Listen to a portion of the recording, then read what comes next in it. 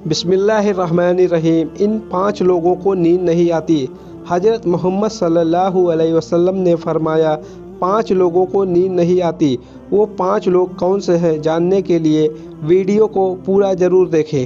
دوستو آئیے جانتے ہیں ایسے 5 لوگوں کے بارے میں جنہیں نیند نہیں آتی۔ نمبر 1، جو کسی کے قتل کرنے کا ارادہ رکھتا ہو۔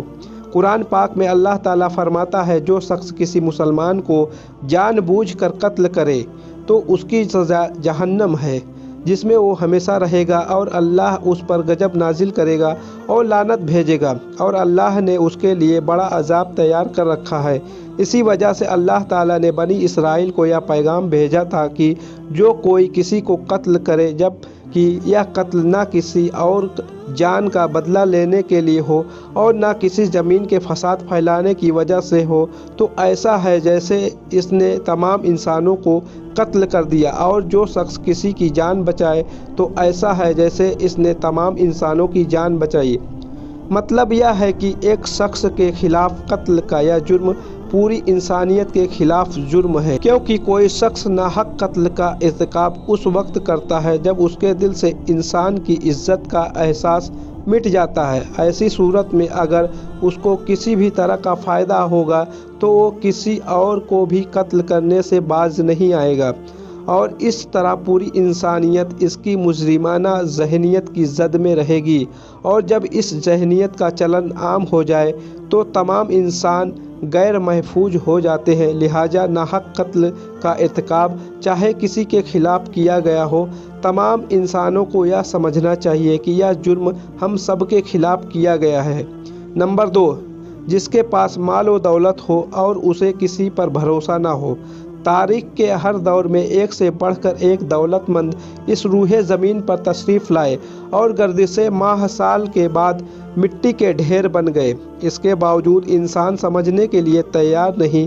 دولت کے انبار پانے کے بعد صرف پیغمبر اور اولیاء ہی استقامت پر کھڑے نظر آئے، ورنہ زیادہ تر دولت نے انسان کا دماغ خراب کیا اور انسان غرور کا شکار ہوا، اور پھر یہی وہ مقام ہے جہاں پر اس دنیا کا اکلوتا وارث خالق کائنات حرکت میں آتا ہے، پھر وہ دراز رسی کو کھینچ کر انسان کو نشان عبرت بنا دیتا ہے۔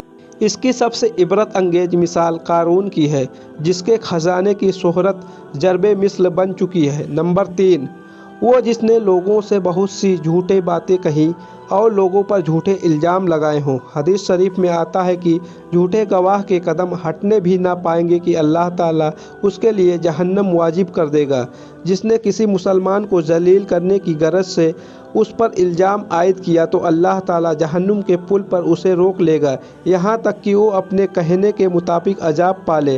جو کسی مسلمان پر ایسی چیز کا الزام لگائے جس کے بارے میں وہ خود بھی نہیں جانتا ہو تو اللہ تعالیٰ اسے جہنمیوں کے خون اور پیپ جمع ہونے کے مقام پر اسے اس وقت تک رکھے گا جب تک کہ اپنے الزام کے مطابق عذاب نہ پالے۔